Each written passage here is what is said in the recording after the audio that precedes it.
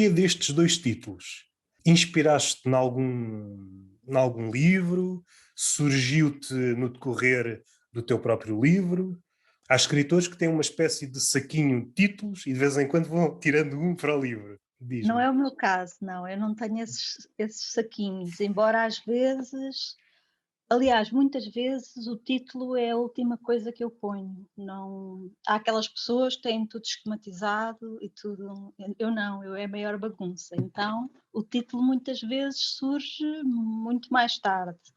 No caso da Uma Só Volta do Sol, eu tinha lido um livro, a Poética do Aristóteles, e há lá um momento em que ele fala de algo que me sugeriu essa imagem da volta ao sol.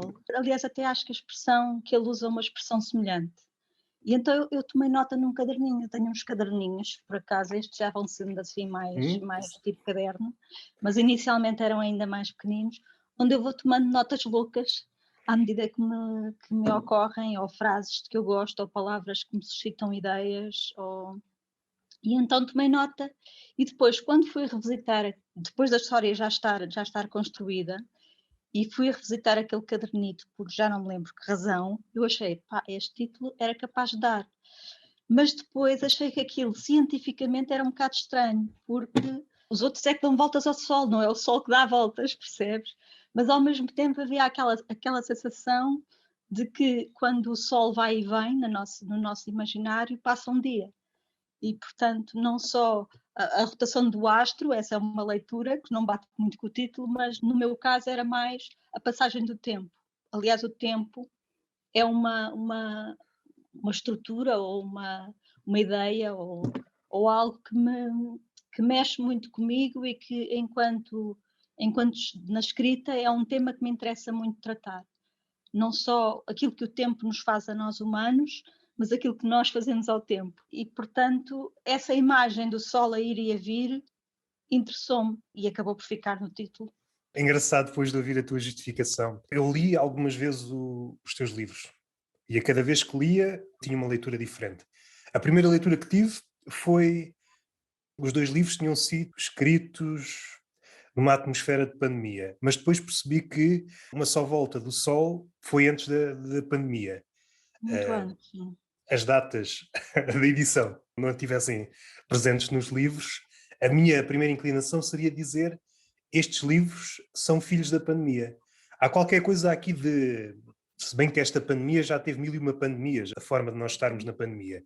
Aquela fase inicial que foi bastante nítida, que houve duas fações, a fação mais esperançada e a fação mais desesperada. Hoje está mais ou menos diluído. No fim tive uma ideia próxima àquilo que tu disseste, é que tinha que ver com logo uma das frases iniciais, onde tu escreveste: o único jornal que restou faz capa com um imenso crocodilo e avisa que regredimos à condição reptiliana. Eu pensei que fosse uma referência à nossa cabeça que está em decrescendo. Então, se está em decrescendo, a nossa forma de ver o mundo regrediu, tornou-se mais medieval. E eu pensei que tinha que ver com isso, inicialmente. Pronto, é assim, os humanos, eu acho que nós humanos temos uma parte que é primitiva, que é o tal crocodilo. E, portanto, essa é uma alusão ao crocodilo que todos temos, em alguns casos lá muito soterrado e noutros completamente à vista, não é? Portanto, isso depende das pessoas. Uns têm o crocodilo mais para dentro, quase nem se vê, mas de facto, nestes ambientes de pandemia, de situações de convulsão social, esse crocodilo, em alguns casos, aparece mais ou torna-se mais presente.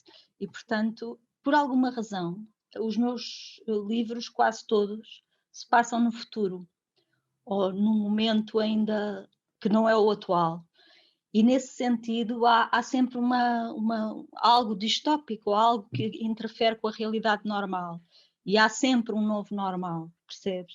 E nesse sentido, eu acho que é por isso que as pessoas acham sempre que o livro foi escrito em pandemia, por causa dessa minha tendência, que existiu sempre.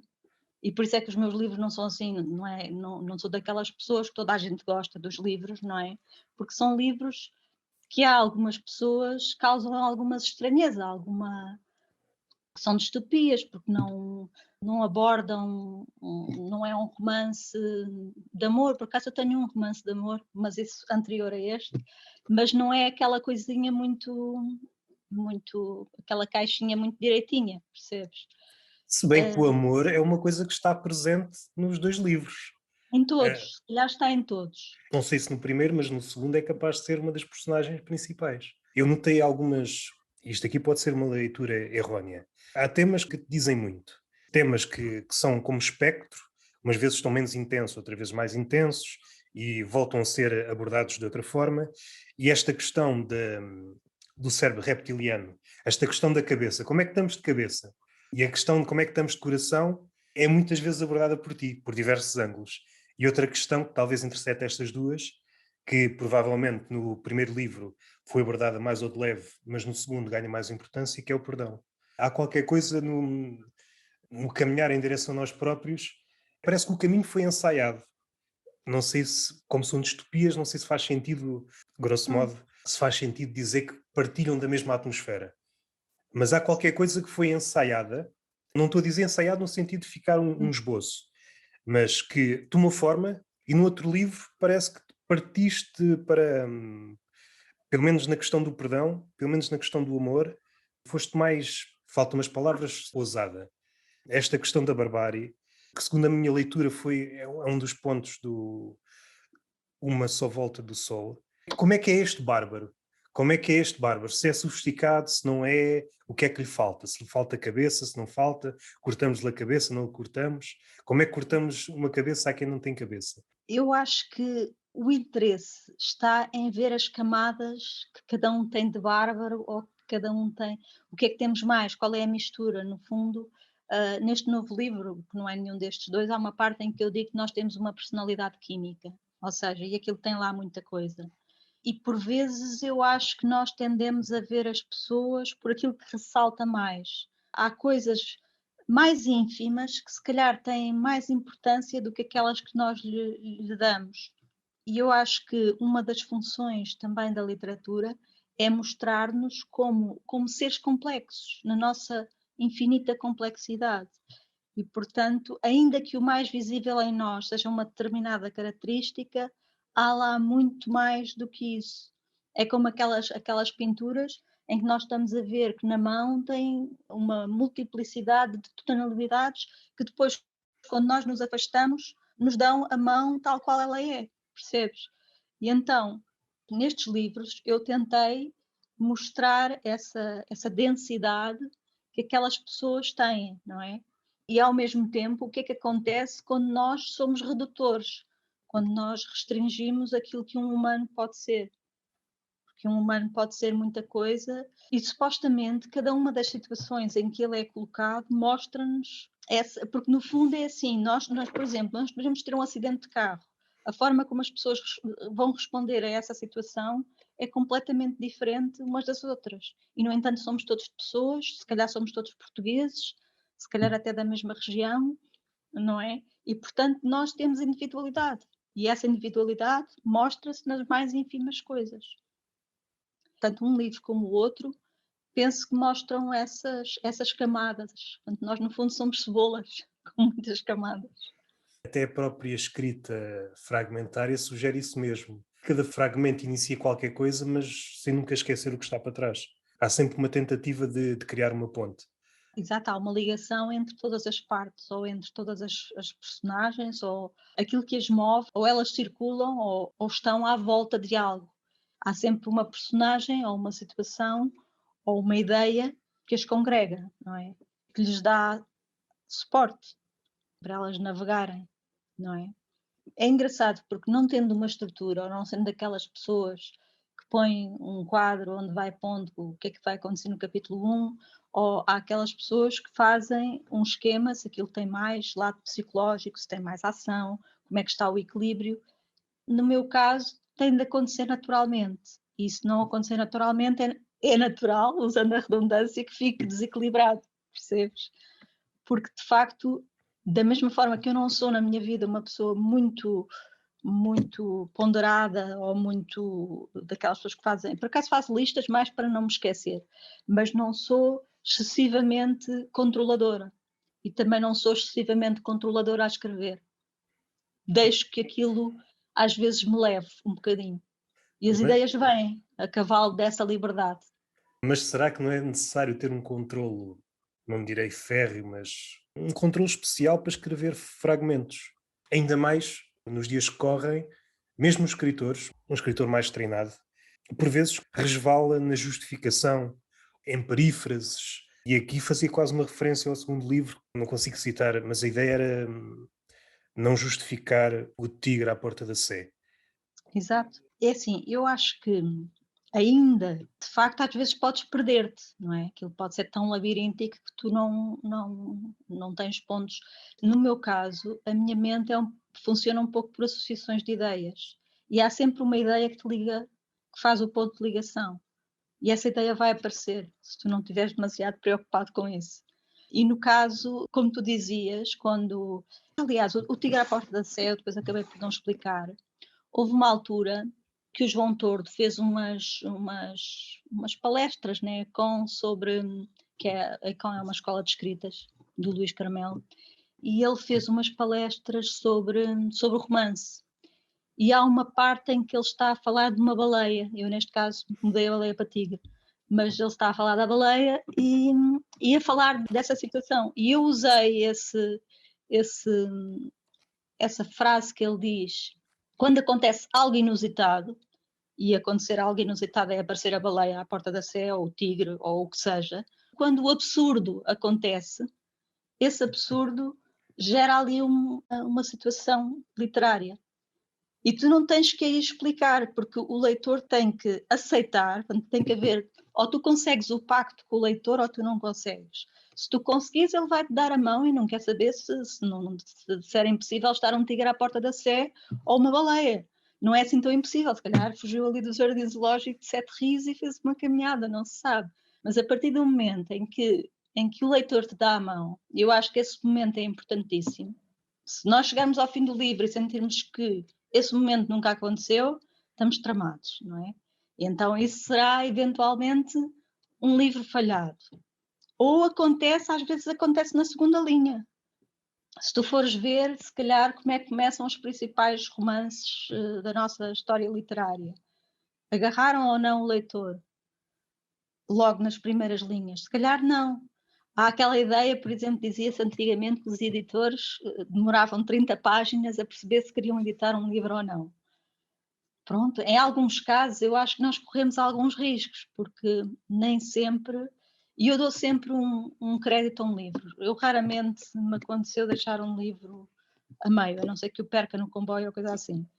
Mas porque às vezes os livros descolam, percebes? Podem estar ali um bocado aquilo assim, não vai lá nenhum, mas depois acontece esse momento em que o autor dá a mão ao leitor e a coisa descola. E eu parti dessa ideia para o resto do livro. Aliás, esse livro do Antiga à Porta da Sé, não sei se disse aqui, mas disse na altura em que o livro foi lançado, começou numa história de jornal do New York Times. O New York Times tinha uma história de jornal com uma princesa indiana que na altura em que os ingleses lá estavam, ela perdeu lá o palácio dela e as coisas dela, não é?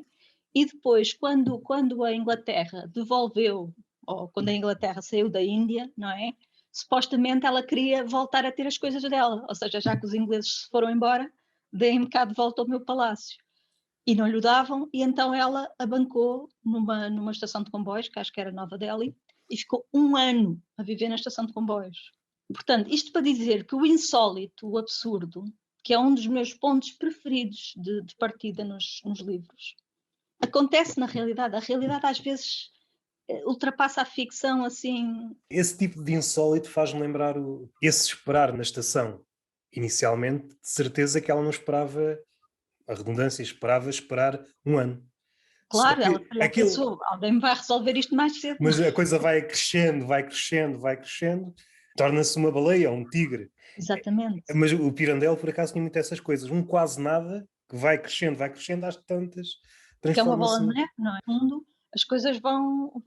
Pronto, e essa senhora viveu lá com os filhos, que tinha dois, acho que era um rapaz e uma rapariga, 1 ano inteiro. E, portanto, eu vi essa história no New York Times e, pá, e aquilo ficou assim a rodar, aquilo insólito, aquela ideia. Eu disse, isto era um ponto de partida para mim. E foi esse o ponto de partida do Tigre à Porta da Sé, que depois se juntou a essa ideia do João Tordo sobre o que é esse momento em que existe o novo normal e em que medida é que esse novo normal pode ou não solidificar-se e construir algo a partir daí. Todos os dias há pessoas, há jornais, há arte que nos dá ideias, não é?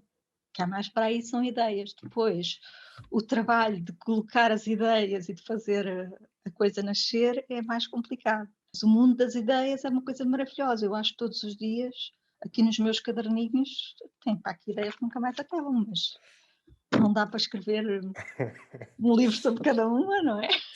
Às tantas, o que pode acontecer é, numa idade mais avançada, aconteceu muitos escritores e poetas, ao verem que têm muitas ideias boas ainda por cumprir, mas não se conta que já não há tempo para isso. E há Temos uma que angústia, entender e a alguém. há uma Escreve angústia, tu. há uma angústia de, ou melhor, aqui pode haver vários tipos de angústia. Estou a pensar mais naquele tipo de escritor ou poeta que não é trabalhador no sentido moderno do termo. Gosta muito de ócio. Chegado ao fim da vida percebe que, epá, se eu tivesse...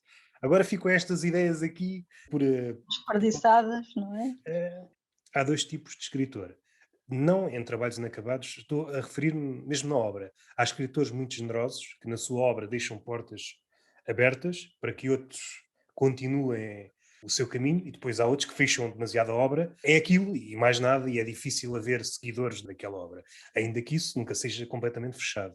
Um escritor que eu acho generoso, por exemplo, o Gonçalo M. Tavares. Quem pegar na obra dele, ele deixou muitas portas abertas. Ou foi abrir portas que outros diriam que estavam fechadas. Fechadas. Por exemplo, a epopeia. É aquela falsa ideia de que hoje há muito mais géneros. Não há. Se olharmos para trás, havia sátiras em verso, cartas em verso, tantos géneros que se perderam e hoje parece que estamos limitados a três ou quatro. E se for mais cínico, até poderíamos dizer que estamos limitados a um. Pelo menos na ótica de alguns críticos. É como se houvesse o romance e depois o resto, não é? E o resto parece que não conta. O resto cabe lá tudo. Sim, sim. Ou tentam meter à força na Ou não categoria do cabe lá romance, nada, pronto. pois, ou então olham com desdém. Ah, isto não é romance, não interessa. Mas se reparares, tens razão quando dizes isso dos livros do Gonçalo, e se calhar não é por acaso que as obras dele são muito. Pronto, dão lugar a outras criações e a outras formas de arte a partir daqueles textos, não é? Se calhar essas portas abertas são ainda mais profundas do que se possa pensar. É uma coisa que pensas quando estás a escrever, se a tua obra será semente na mão de alguém que há de vir. Eu não penso muito nisso porque eu não me vejo. Eu acho que o Gonçalo M. Tavares é o Gonçalo M. Tavares, não é? E portanto, eu quando escrevo estes meus singelos livrinhos, não estou a achar que alguém vá achar interesse suficiente para partir deles para alguma coisa. Mas se isso acontecer, e quando isso acontece, por exemplo, quando um fotógrafo fotografa as minhas palavras, isso tem acontecido porque há um grupo generoso de pessoas com quem eu vou convivendo e que faz isso, não é? Mas não estou a pensar que aquilo que eu escrevo será poderoso o suficiente para desencadear esse tipo de obras. Mas se for, é notável, não é? Eu acho que é sempre aquilo que nós, quando nós humanos fazemos parte do processo criativo de outro alguém, isso é sempre uma coisa bonita. É bonito para quem fez a obra de onde se parte e é bonito para quem arranjou ali uma matéria-prima para fazer outra coisa. Ou para fazer a mesma coisa de outra maneira. E, portanto, acho isso interessante. Eu senti uma energia que impeliu-me a fazer qualquer coisa. Não necessariamente escrita, mas é raro sentir esta energia, seja na literatura, seja na dança, seja no que for. É quando estás a ver algo, parece que consegues captar a paixão, consigo levar essa paixão para outro lado. Não sei se tem que ver com a densidade do fragmento. O fragmento parece que é sempre o começo de qualquer coisa. Como já dissemos, pode ser visto isoladamente, mas vive em constelação. Por acaso ainda não fiz essa experiência, ler ao acaso, li por ordem. Mas se eu trocar a ordem do... É claro que vai-se perder aqui alguma coisa. Mas é às tantas, possível que muitos sobrevivam, sim, tens razão. e fazer um exercício, uma espécie de cadáver esquisito, percorrer assim, quase bêbado, juntar uns quantos e ver o que é que sai. Separadamente, noto que aqueles têm energia por si só.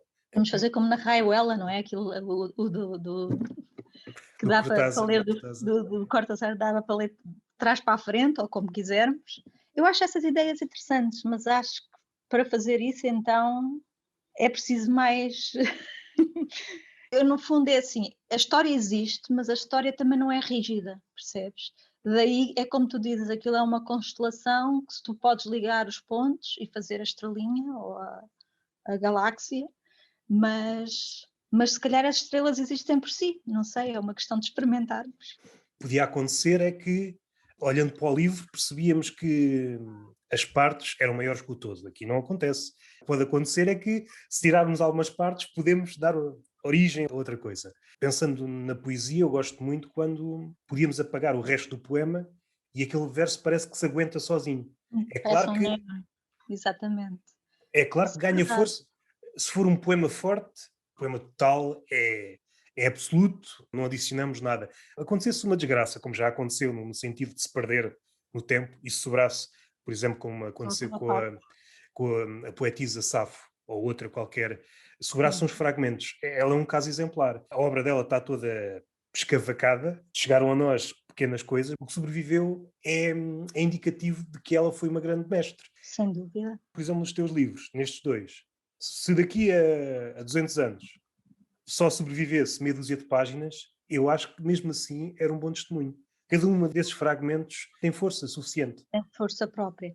É assim, é engraçado que eu, por exemplo, quando leio poesia, eu nem sempre, eu admiro que pronto, o poeta é dono do poema, mas nós leitores também somos um bocadinho. E às vezes há frases que me chamam e eu faço como tu dizes, eu para mim apagava o resto, ficava só com aquelas. Metia-as no bolso e pronto, estas são minhas, pronto. E por isso acho que tens razão. Eu acho que não vou cometer nenhuma ousadia. A escrita fragmentária, sobretudo a tua, nestes dois livros, aproxima-se em muito da poesia, pelo menos no capítulo da concisão. Parece que somos bombardeados por frases bonitas, que podiam viver isoladamente, e depois os fragmentos também podiam viver isoladamente, e é claro que o livro é o melhor de tudo. Mas parece que há aqui uma. Todas as frases reclamam a sua independência. Ainda que, ainda que o cenário ideal é que elas estejam todas juntas. É como se Mas a todas as frases fossem preocupação, adultas. É como se todas as frases isso fossem é uma adultas. frase bonita, diz lá isso outra vez. É como se todas as frases fossem adultas. Eu não quero tocar aqui num assunto que já toquei há umas 2 ou 3 conversas. É uma coisa que me faz confusão, provavelmente é só a mim. Tem muito que ver com a nossa época e causa-me ainda mais comichão quando é um poeta numa apresentação de um livro. Porque se nos distanciarmos, um caso extremo, um livro de poemas que pode, sei lá, ter 30 páginas. E às tantas está um poeta a apresentá-lo durante 2 ou 3 horas. O exercício do poeta é a concisão. A apresentação vai no sentido contrário. Se nos distanciarmos, há aqui algo de comédia nisto tudo. Para que em cada frase pode haver interpretações que nunca mais acabam. Nós ainda hoje andamos a interpretar alguns deles. Portanto, se Mas calhar eu podemos percebo, escrever 2000 páginas sobre uma linha.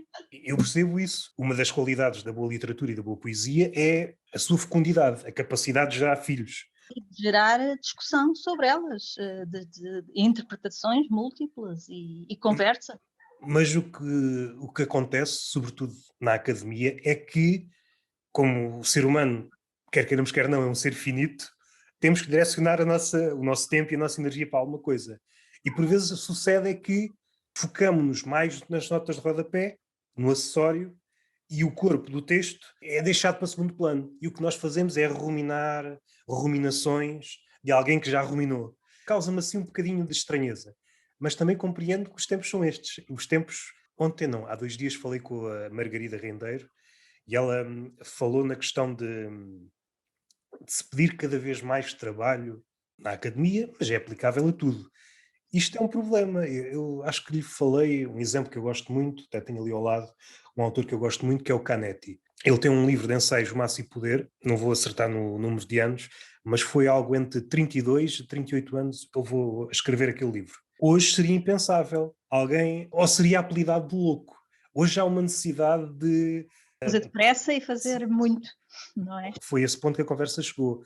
Hoje, obras destas, ou por exemplo o Moby Dick, ou obras, por exemplo, de Proust, epá, não sei se vão nascer obras dessas dimensões, pelo menos com essa ousadia. Podem existir obras mais pequeninas, mas Uhum. ninguém, do seu perfeito juízo, vou fechar-me em casa durante 10, 20, 30 anos, que eu tenho aqui uma ideia. Vou explorar o resto E da vida. isto parece uma personagem de ficção, hoje em dia. Dificilmente, mas não quer dizer que não possa acontecer, porque tu podes ir escrevendo essa ideia em paralelo até ao fim dos teus dias. Por acaso é uma ideia engraçada, nós começarmos tipo, olha, agora vou fazer 50 anos, vou começar uma ideia até ao fim da vida, depois quando chegar ali quase ao fim, pronto, é uma ideia gira. Há pouco tu estavas a falar das palavras bonitas.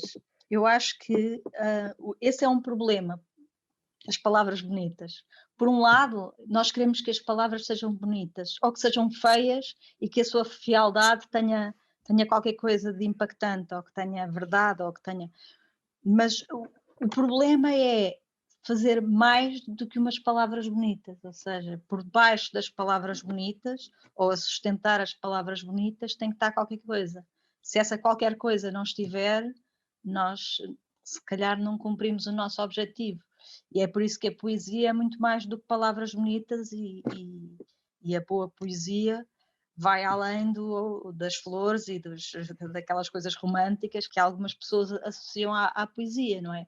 A poesia é uma coisa que pode ser dolorosa, que pode ser forte, que pode ser, ou quase sempre é, quando é boa. E se calhar na prosa, usar essa ousadia que a poesia tem ajuda a criar o tal impacto e a tal dimensão, ou a tal energia de que tu às vezes falas. Mas ao mesmo tempo com palavras simples, porque pronto, há muitos estilos de escritores e todos são válidos, mas eu procuro ou gosto mais e gosto de fazer parte desse grupo daqueles que usam palavras simples para dizer coisas densas, para dizer coisas complexas, para expor ideias complexas. Ou seja, nós não precisamos de usar coisas barrocas para dizermos uma coisa que é complexa, não é?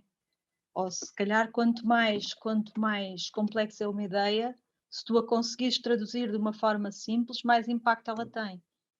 E isso para mim é importante. E por isso às vezes há uma certa ideia de leveza que as pessoas podem ter, que é e não é verdadeira ao mesmo tempo, percebes? Porque essa leveza existe por um lado, mas se tu olhares com mais cuidado, se calhar tens lá mais camadas do que aquelas que viste inicialmente. Mas pronto, admito que nem sempre para nós, quando estamos a escrever, pronto, esta palavra é bonita, mas se esta palavra bonita não acrescentar nada àquilo que eu quero dizer ou à ideia que eu preciso de expor, então se calhar não a devo usar, entendes? Por muito bela e que seja. Às vezes temos que fazer concessões, não é? Há alturas em que tu escreveste aquilo 1000 vezes e não há forma daquilo ficar melhor dito, ou pelo menos tu não consegues, se calhar outro tipo qualquer, um bocado melhor que tu conseguia, mas tu não conseguiste e pronto, e aceitar. Outra coisa que eu acho que é importante é, se aquilo não está ali a fazer nada, pá, ter a coragem de tirar, de cortar. E essa é a parte mais difícil. Eu acho que quando nós estamos a querer escrever e a querer escrever bem, essa é a parte mais difícil. Primeiro, identificar aquilo que não interessa nada, aquilo que está a mais, aquilo que é lastro. E depois conseguir, epá, mas eu gostava de deste bocadinho, estás a ver? Este bocadinho estava aqui mesmo bem. Estás a ver? E fazer isso, ter essa implacabilidade contigo próprio, é uma coisa pronto, que tu vais adquirindo e que se calhar, ou que se calhar nunca adquires completamente, se calhar que tu achas que conseguiste depurar ou achas que aquilo ficou limpinho, se calhar não está assim tão limpinho. Muitos textos têm gorduras, não é? Que se tu olhas para lá, se pegasses num livro para o aspirador, chegavas lá e aspirava-se uma série de coisas, não é? Mas ainda assim, eu acho que cada um de nós, enquanto escritor ou enquanto pessoa que escreve, está num estado de evolução. E este, por enquanto, é o meu. Aquele que tu leste é o meu. Se calhar devia ter-me explicado melhor. Não é esse caráter de beleza, é mais uma beleza que resiste ao primeiro olhar, é uma beleza que a cada volta persiste. Não é uma beleza ou um bonito ornamental. Era esse lado mais da poesia, um bonito no sentido de, nem sempre, mas mais próximo de eufonia, mais que também é uma beleza no simples, na concisão. Eu aqui não sei se vou dar um salto. Quando estava a ler, houve um autor que me veio à mente no que toca a este tipo de escrita. Se calhar estou a cometer uma estupidez, mas lembrei-me do Eduardo Galeano. Uma escrita também muito simples, mas que por vezes mostra-nos ideias muito complicadas. Assim, eu não tenho nada contra a beleza, antes pelo contrário. Aliás, eu acho que o belo, como dizia o outro senhor, salvará o mundo, não é? Ou a beleza. Aliás, a beleza, já não sei em que livro é, eu acho que tantas a minha memória é uma batata, sabes? Eu sei que disse Também num a livro esta qualquer, hora, também tens desculpa, a esta não hora. sei qual, em relação à beleza, que. Foi no novo, não é nenhum desses, é este novo, que diz que a evolução, ou nós, ao captarmos beleza, ou a nossa capacidade de descobrir a beleza ou de a sentir, é uma espécie de indicador de evolução. Ou seja, aquelas pessoas que conseguem olhar para uma coisa e ver a beleza que ela tem, ou mesmo que a coisa seja uma fealdade bela, não é? Que também o há. Às vezes há coisas que são feias, mas têm a sua autenticidade e tornam-se belas por isso, não é? Mas encontrar essa beleza, se calhar é um indicador de evolução, ou um indicador de. Isto pode ser uma coisa snob para se dizer, não sei. Mas pronto, isso está no último livro. Eu às vezes não consigo lembrar do que é que disse ou onde. Sabes que a minha memória é tão má que eu, quando tenho uma ideia, tenho que apontar lá por baixo o meu nome, porque depois, quando vou reler aquilo, já não me lembro que fui eu que escrevi aquilo. É sério. E às tantas É vezes. assim, eu estou-me a rir, mas se pensar um bocadinho, não sei a quantidade de coisas que escreves nos teus cadernos, mas já te chegar a um ponto que estás rodeada de um mar ingovernável de rascunhos. E chega a um ponto, se fosse tudo um caderninho, ok, Não, compreendo são que. milhares deles. Pois, eu sei, chega a um ponto. Porque é assim, desde, por exemplo, às vezes estou a ler uma entrevista no público com não sei quem, e há uma frase que me chama, e eu escrevo a frase, e por baixo tenho que pôr o nome da criatura, porque senão é a loucura, percebes? Porque Então, deixa-me perguntar-te uma coisa, aqui na mesma onda. Tens algum livro mais antigo que estes dois? tenho o meu primeiro livro, que não sei se o tenho para aqui algures, acho que não sei dele. Tenho um livro mais antigo, sim. A pergunta era se, ao abrires aquele livro, há coisas provavelmente que já não sentes o apego que tinhas na altura, mas não é por aí que a pergunta vai. É se descobres qualquer coisa que. Deixa-me lá ver quem é que escreveu isto. Fui eu. Fui eu. Esse distanciamento que por vezes causa engulhos aos escritores e aos poetas, mas por vezes também é revelador de certas pepitas. Pode alguma coisa não sobreviver, mas o que sobrevive por vezes dá-nos uma imagem, parece uma imagem daquilo que nos tornamos. A semente daquilo que nos iríamos tornar já estava lá, só que nós não éramos capazes de. Estás-me a perguntar se eu reconheço aquilo que sou hoje literariamente naquela escrita inicial. Em algumas coisas sim. O que eu acho que aquele primeiro livro tem, que estes não têm, tem se calhar trocadilhos a mais. As tais coisas, a tal incapacidade de chegar lá e dizer assim, isto está a mais. Se calhar é isso que acontece. Aquele livro inicial continua a ter boas coisas. Tem boas coisas ao nível do ritmo, tem boas coisas ao nível da tal mão ao leitor, tem boas coisas ao nível das ideias. Mas depois tem, literariamente, tem imperfeições, ou seja, tem trocadilhos desnecessários, tem expressões um bocado cacofónicas que se calhar se tiravam, esse tipo de coisas. Ou seja, tem gordurinhas que se calhar desapareciam e ficava uma coisa mais sequinha, mais fitness, estás a ver? Digamos. Disseste os Sim, trocadilhos e isso levou-me para vários sítios. Estava aqui a olhar, também está aqui deste lado, o Tristram Shandy. aquela escolha. Ele tem muitos trocadilhos. Eu adoro Hum, trocadilhos, isso é um problema. Há aqui um problema a vários níveis. Até mesmo dentro do humor, há flutuações. Há épocas em que o trocadilho é mais bem visto, outras menos. É aplicável também na literatura e na poesia. Há certas coisas que são olhadas com desdém como se fossem menores. Mas se olharmos à volta, o Lawrence Stern é um desses exemplos. Mas agora, há um poeta que eu gosto muito, português, espero não me enganar no nome, Jorge Sousa Braga. acho que é o Poeta Nu, se eu não me engano. Há uma parte da obra dele que é muito humorística. Há qualquer coisa de. Não quer dizer que o escritor encha o texto cheio de trocadilhos, mas eu parece-me que é encurtar a língua se desprezarmos completamente essa possibilidade. Eu E eu, concordo contigo. e eu sinto que, quer na poesia portuguesa, quer na literatura, partindo do princípio que são duas coisas diferentes, há um desdém para certas coisas. Não quero que estejas aqui na minha tasca, senão começam a falar mal de mim. Parece muito portuguesa. Seja na literatura francesa, seja na inglesa, não vejo esse problema, não percebo. Nós, se calhar, somos mais elitistas. Tem a ver com aquela história do lugar comum, não é? Se aquilo já foi dito 300 vezes, se calhar já não é tão erudito, já não é tão novo. Eu acho essas expressões, porque as expressões não surgem por acaso, percebes? Têm uma história, têm uma carga. E o facto delas existirem na nossa língua tem uma razão de ser, e é por isso que eu acho que elas, já estou como tu dizes, não devem morrer, e para não morrerem têm que constar da nossa literatura também, não é? O tal pensamento por associação de ideias leva-me a esses tais trocadilhos, porque uma coisa pega na outra. Eu sou capaz de escrever um texto inteiro de coisas a pegar umas nas outras, tipo caixas chinesas ou russas, ou lá como é que se chamam as marioscas, porque é tipo, está tudo encadeado e é horrível às tantas. Eu percebo se for às tantas se tornar uma espécie de vício, ok, É percebo. viciante, ouve, não estás bem a ver. Por exemplo, esse primeiro livro, então, isso nota-se imenso. Até me lembro, houve um colega, eu na altura era advogada, e aquilo era ali, assim um livro assim mais para o sexual e assim um bocado mais uma escandaleira. E pronto, eu estava num escritório dito normal, não é assim?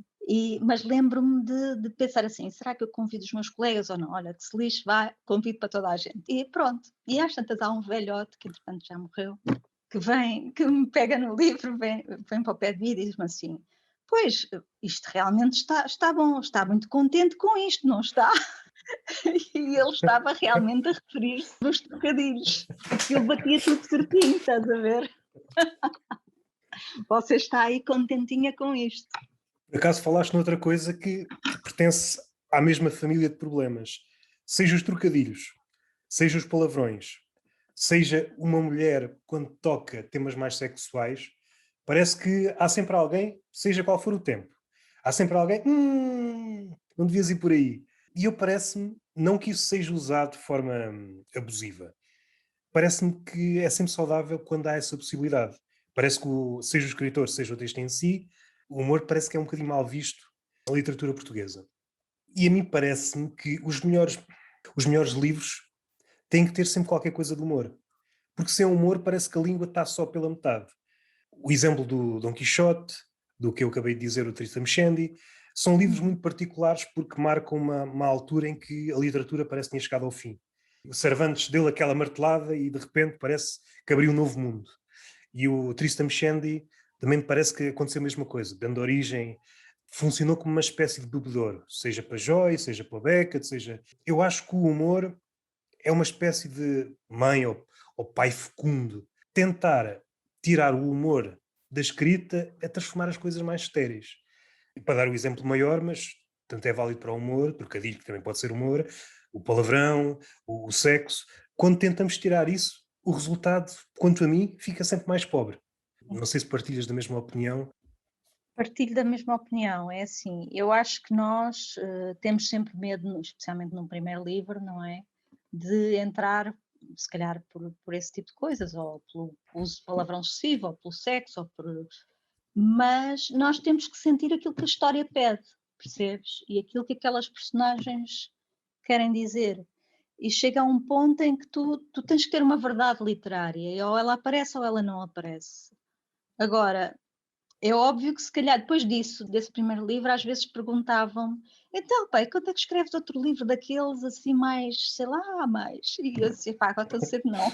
Esse é um problema. Os comediantes, por vezes, também sofrem esse problema. Se for um comediante que tenha uma primeira abordagem mais a roçar a sexual, vai ser sempre conotado Mas as com. pessoas esperam isso de ti, percebes? E tu queres ter outros registros, queres dizer outras coisas. E para o público parece que ficas engessada naquela forma. Para Exatamente, é como sempre. um ator que fez É, de, sei lá, de ator cómico e depois quer um papel num drama, ninguém lhe dá, porque não, já.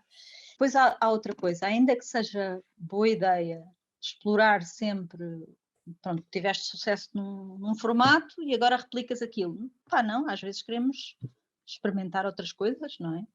Se tu estás demasiado com medo de se vais sair daquela forma a coisa não resulta, não é bom para ti enquanto criador e não é bom para quem depois vai ler o resultado desse trabalho, não é? Acho que sim, temos que ter um bocado de sim, coragem às vezes. do ponto de vista do artista, é sempre a melhor decisão, mas por vezes o público parece que se afeiçoa a uma determinada fórmula, sempre Reage mal, claro. e reage mal, e o reagir mal hoje atinge os cumes de indignação. E Sim, é encherem-te a caixa de comentários. como é que foi capaz? Gostava tanto de ti, agora não vales nada. Na gênese Um dia do. estás lá em cima e Sim, outro dia, olha. é. Eu acho que isso sempre existiu, mas com as redes sociais, os altos e baixos, é uma Mas coisa. se calhar essa é uma das coisas boas de ser um escritor assim, de fim de página de rodapé, estás a ver? Porque ninguém. Uma coisa é quando. O Lobo Antunes não, que ele está a marimbar para o que dizem dele, não é? Mas quando um autor qualquer, alguém vem criticá-lo e dizer que isto afinal já não diz nada, ele preocupa-se, não é? A sua editora preocupa-se, porque aquilo movimenta ali uma máquina. Agora, o bom de ser independente é nós podermos falhar à vontade e falhar melhor, como dizem os outros senhores, sem haver esse peso, estás a ver? Como dizia a Agostina, não é? Não nos podemos levar demasiado a sério. E se calhar, quando não nos levamos demasiado a sério, surgem coisas boas, porque não estamos com aquela pressão de ter que agradar ou ter que, pronto, é claro que alguém nos publica, não é? E nós também não queremos, se calhar, dar grandes prejuízos a quem nos publica. Mas, por um lado, quando nós publicamos coisas que já por si não estão assim na onda comercial, não é? Se calhar há mais liberdade para poder inovar, para poder arriscar, e isso é bom. Ou Concordo seja, é contigo. por um lado, é assim, não estamos no mainstream, é uma chatice, porque se calhar havia coisas muito mais giras que podíamos fazer, é uma chatice. Mas, por outro lado, estarmos no lado dos marginais dá-nos essa liberdade, e essa liberdade é boa. Não sei se os escritores, ok, hão de sofrer desse problema da questão de chegarem, sobretudo quando têm uma certa. Não ia chamar fama, porque, à exceção de dois ou três escritores muito mainstream, é uma coisa que se calhar não faz sequer sentido aplicá-la no contexto português.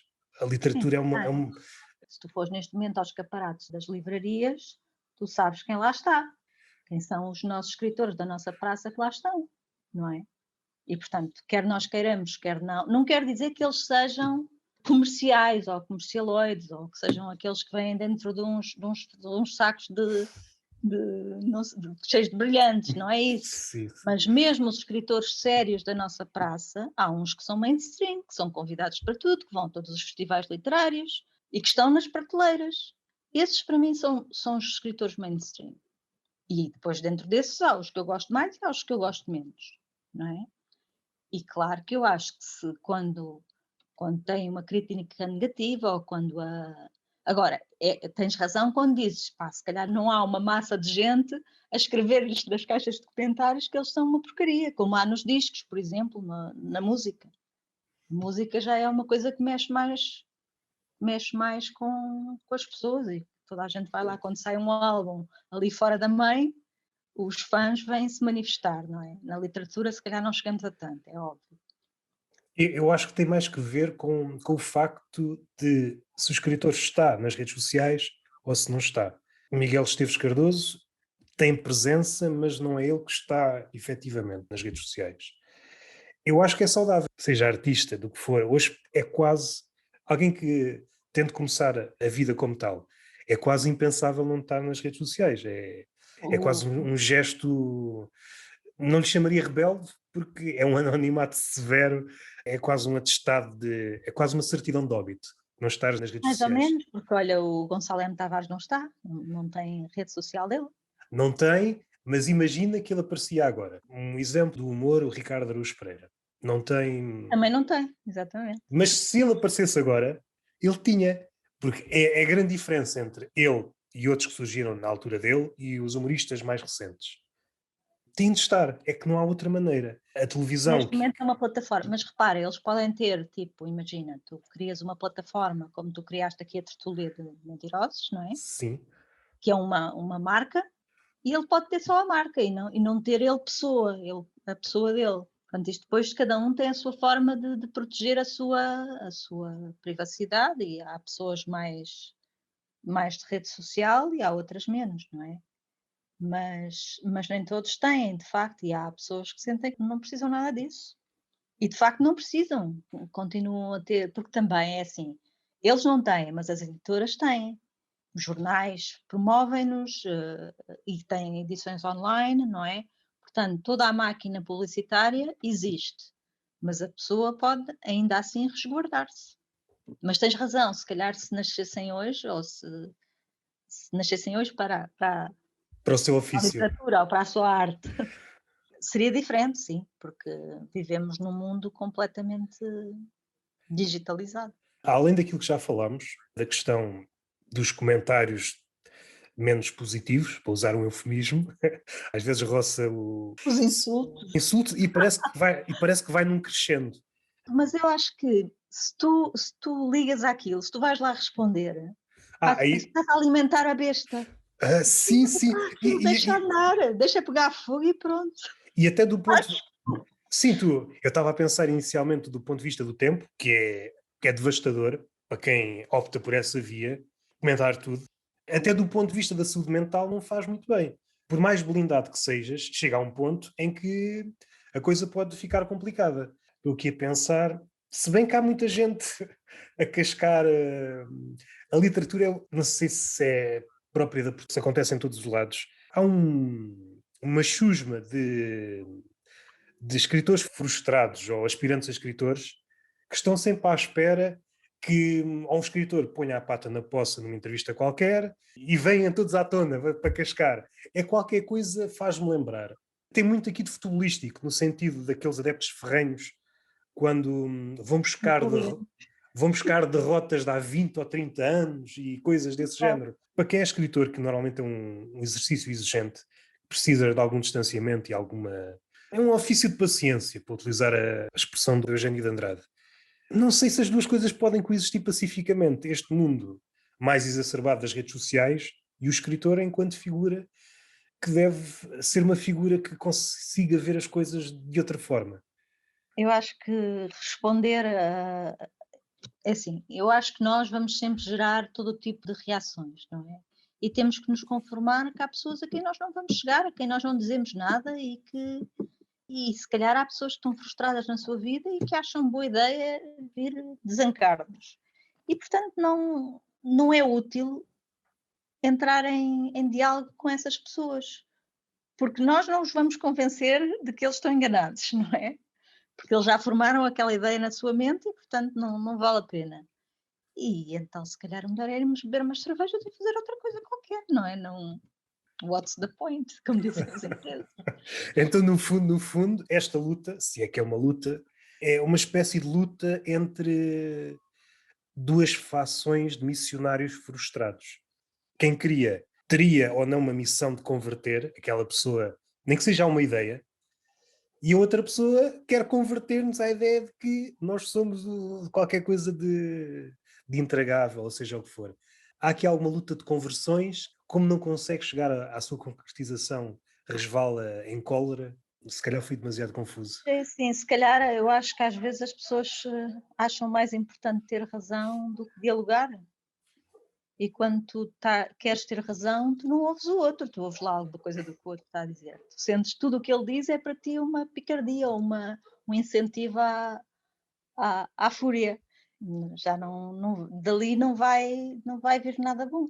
Aliás, basta ver, é assim, basta ver os comentários que às vezes temos nos jornais, não é?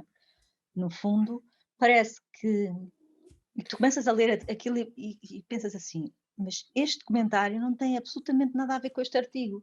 De onde é que isto caiu? De onde é que isto veio? Tens Twitter? Não tenho, não tenho. Ok, é só para te dizer que o Twitter está no outro patamar de selvageria. O Twitter, neste momento, é o Far West, é um mundo sem lei. Se, ao olharmos para o Twitter, pensarmos aqui está o ser humano, epá, mais vale pôr fogo a tudo, já está tudo perdido. Nem sei como é que é de abordar na questão de, partindo do princípio da pandemia, alguém que não usa máscara e orgulha-se por não usar máscara e que isso faz uma pessoa superior a todas as outras. Vem outra pessoa a dizer, não, tu estás enganado, eu uso máscara, eu sou superior a ti, devias mostrar mais empatia. A outra pessoa responde, estás enganado. E a outra pessoa, devias é morrer. A pessoa que desejou empatia no... E assim, epá, isto resvalou rápido. Isso foi extremamente empático, exato. Epá, o salto de dizer que estes seres humanos, ou estas projeções de seres humanos que há no Twitter, são um retrato deste mundo, porque senão é assustador. Voltamos ao réptil, estás a ver? Eu acho que ali já são répteis consumados. São répteis consumados.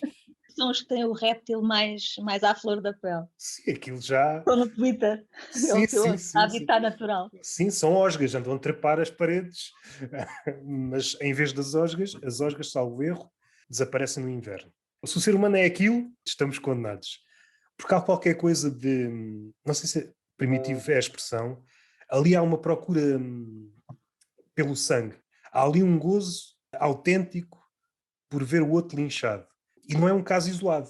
Milhares e milhares de pessoas, e até o pretexto, por vezes parte de uma coisa boa como empatia, pelo menos performática, e a coisa resvala rapidamente no seu contrário. O problema, que é revelador deste século, a distância da palavra à ação nunca foi maior. É como aquele exercício pueril das crianças que repetem a palavra até ela se perder e já não significar nada. Acontece nas redes sociais, mas mais no Twitter. Já nada significa nada. É só um prelúdio para uma confusão que há de acontecer. E é desmotivador. Desculpa se passei este quadro negro. Não, eu por acaso o Twitter foi assim rede. Eu às tantas pensei assim, bolas, se eu já gasto não sei quanto tempo diário em redes sociais, se eu tivesse mais uma ou. Não dá. Portanto, eu sou da velha guarda, só tenho Facebook e Instagram e acho que já. Mesmo assim, agora passo longo. Todos os dias lá vou, mas reduzi substancialmente o tempo que passo nisso. Agora até já recebo umas coisas do Facebook a dizer que não ponho nada na minha página há não sei quanto tempo. Pronto, está bem. Acho que começou no Facebook, mas todas as redes sociais. É como que te apresentaste sem chamarizes. Vês notificações, olha, deixa lá ver o que é que está a acontecer. Não aconteceu nada. É o Facebook apenas a tentar chamar-te. A chamar-te, Anda exatamente. para cá, anda. Não Isso, podes isso, fugir, exato. isso é outra coisa assustadora. Em relação ao Twitter, há qualquer coisa de muito humano no sentido em que uma coisa inicialmente partiu de um sítio bom, pessoas a conversar, é onde a interação é mais rápida, onde as notícias chegam primeiro, uma boa plataforma para quem escreve, pelo menos coisas curtas, mas a coisa rapidamente se transformou num cenário completamente diferente. Aquilo que era uma plataforma para o diálogo transformou-se no seu avesso. O plano era este e a concretização é completamente o oposto. Mas sabes que o plano foge sempre um bocado daquilo que. Quando imaginamos uma coisa, ela acaba por nunca ter a utilidade ou ter os contornos com que nós a idealizamos. Aquilo depois ganha vida própria. E neste momento essas plataformas ganharam vida própria.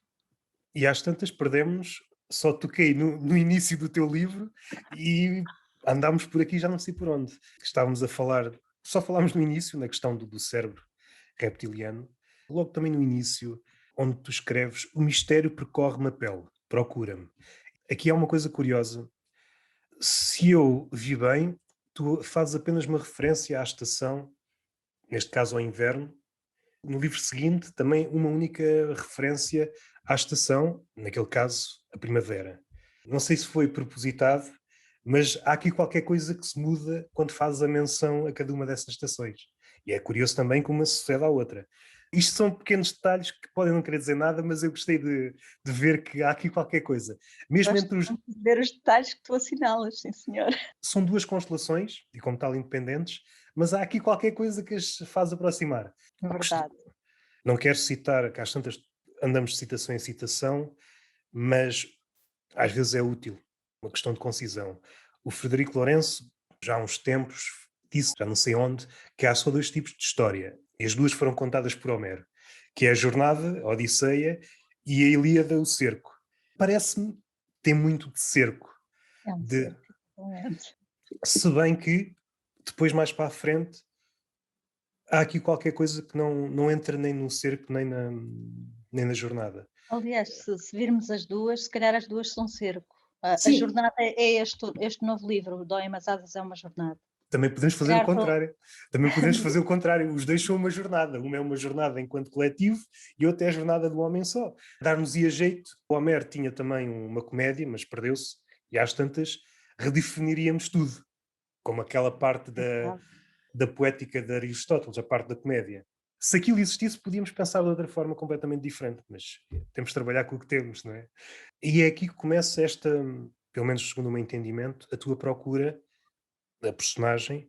Há qualquer coisa aqui que te faz, não sei se é duvidar, mas dar por falta do amor. O amor oscila, umas vezes está mais presente, outras vezes menos presente, e logo depois, não sei se tem que ver com os répteis, escreves, a retina do olho já não aumenta nem diminui com as emoções, apesar de a luz lhe alterar a forma. Do ponto de vista biológico, se o réptil, como é que é o Os olho. répteis não sei, mas os humanos, quando sentem, quando tu olhas para algo que tu gostas ou para alguém que tu gostas, a tua retina, esse movimento, não é? E no caso da personagem, esse movimento passou a ser meramente fisiológico, deixou de estar ligado à emoção ou de ter essa relação direta com ela, não é? É como se nós tivéssemos desligado a função de sentir, não é? Ou ela se tivesse desligado. Eu cheguei a essa conclusão, mas por outra via. A leitura deste fragmento pensei como se fosse alguém que já viu tudo. Quando tu já viste tudo, o teu olhar não se modifica. De É uma fora, leitura. seja luz, seja noite, seja eclipse, tu já viste tudo, não há nada que te surpreenda. Por este caminho, se calhar é um caminho pueril, mas é a surpresa que modifica a pupila. Alguém que já viu tudo não pode. Isso é mais ou menos como nós, quando vemos aquelas catástrofes, olha, por exemplo, agora os alemães que têm lá as cheias, aquilo está horrível, tu olhas para aquilo, se tu fores constantemente invadido por aquelas imagens, chega a um ponto em que te habituaste a elas, não é? E se calhar é isso que tu dizes, no momento em que tu te habituas, já não sentes esse choque que te levaria a reagir ou que levaria as tuas pupilas a dilatarem-se ou a fecharem-se, não é? Portanto, se calhar tens alguma razão nessa leitura que fazes do. Eu fundamentei esta leitura porque me parece as personagens que habitam este livro são personagens já maculadas pela vida. Não começaram o jogo agora, já estão a meio do jogo. Daram a meia reza, é verdade. Estão cheias de dadas, já foram tocados, já tocaram e já veem as coisas de outra forma. Eu, às tantas nem consigo falar sobre o primeiro livro. Depois isto aqui parece-me, daquele ponto de vista que há pouco disse, é o cerco. Mas se olharmos pela via do humor, há pouco falei do humor e agora o humor substitui o amor. Sem amor não há civilização. Parece-me também a demanda, e neste caso a jornada em busca do amor. Ou Eu dos acho que o restos do amor. amor, para mim, o amor é a base da civilização. Porque se tu não te importas com o outro, tu tens a selvageria, voltas então aos crocodilos novamente, percebes? Claro que é assim, nós temos muitos tipos de amor, mas o primeiro amor de todos é importar-se com o outro. Esse é o primeiro amor. O amor mais, sei lá, mais fraterno, mais. E sem isso não há civilização nenhuma. Se tu não te importares com a outra pessoa que está ao teu lado, com a tua família, com as pessoas que tu não conheces, mas que são teus iguais, então esquece a civilização, não há. Sim, concordo completamente E é contigo. isso que esse livro, que esse pedaço constata. E tudo o resto tem que ser construído em cima disso. Porque a partir do momento em que nós não nos importarmos, o mundo leva uma volta, se calhar, má para nós humanos. Aqui o amor, se o entendermos à nossa luz, o homem contemporâneo, sobretudo dos últimos anos, tem a tentação de transformar tudo num espetáculo. Não querendo dar novamente o exemplo das redes sociais, há uma tendência para este amor que estás aqui, o amor que passa ao longo do livro não é um simulacro, não é um fazer de conta, é um amor um amor posto em prática. É isso que persegues É no o tu livro. reconheceres no outro, é tu reconheceres-te a ti no outro, percebes? Tu sentires que a tua existência, tu não estás só, nunca vais estar só, e se estiveres é muito mau sinal, e portanto nós vivemos uns para os outros. E se tu não valorares, não deres valor a esse amor, que pode ser entre um homem e uma mulher, ou pode ser entre amigos, ou pode ser o que tu quiseres, o amor é das coisas mais transformadoras, mais transfiguradoras que existe, é uma coisa mesmo muito poderosa. E nós achamos que é uma almofada que se vende no Dia dos Namorados ali. Não é. É uma coisa estrutural, é uma coisa impactante, percebes? Que faz de nós criadores, que faz de nós cientistas, é o que faz mover tudo o resto. E é por isso que nós, enquanto civilização, se calhar ainda cá estamos. Porque se não houver entreajuda, as sociedades que se calhar vão sobreviver vão ser aquelas que vão conseguir cuidar de toda a gente, aquelas que se vão entreajudar. Porque senão, não sei quanto tempo nós poderemos dizer que cá vamos estar, não é? Ou seja, agora foste tu que passaste uma imagem desoladora. É verdade, porque Estou a repara, brincar, estou a brincar. repara bem, por exemplo, agora choveu em 48 horas mais do que devia ter chovido em não sei quantos meses, não é? E os nossos vizinhos alemães estão com enxurradas e coisas horríveis. E nós sentimos que, pá, se calhar temos que mudar o nosso tipo de vida, se calhar temos que mudar a nossa forma de conceber o que é um negócio, o que é o lucro, para que é que serve, a nossa vida enquanto indivíduos. E isso faz parte de nos importarmos uns com os outros e de nos importarmos com a vida, não é? Afinal, nós gostamos de viver, não gostamos de viver, como é que é? Tudo isso esbarra, a primeira coisa de onde isso tudo tem de nascer é do amor. Assim como os racismos, os xenofobismos, essas coisas todas. Não fazem sentido nenhum, a partir do momento em que tu tens que olhar para o outro como um igual, sempre. Não, tudo o resto é caminhar para o. E podes dizer assim: epá, mas se calhar isto já vem sendo assim há mais de 2000 anos. É uma possibilidade, mas chega a um ponto. Mas se calhar já devíamos ter feito uma evolução que não fizemos. Por alguma razão nunca fazemos, porque achamos que está bem assim. Ou se calhar, como se diz, não há problema nenhum, está tudo fixe. E portanto, quando tu achas que não há problema nenhum, deixas andar, empurras com a barriga mais uns anos e depois, olha, depois às tantas chove não sei quantos dias e tu pensas, olha, se calhar devia ter feito qualquer coisa. Do ponto de vista artístico, sim, o amor é provavelmente uma das metrópoles da inspiração. A outra, provavelmente, é a morte. Exatamente, está no outro oposto. A morte, aliás, há quem diga que os livros todos são sobre isso, não é? Sobre o amor e sobre a morte.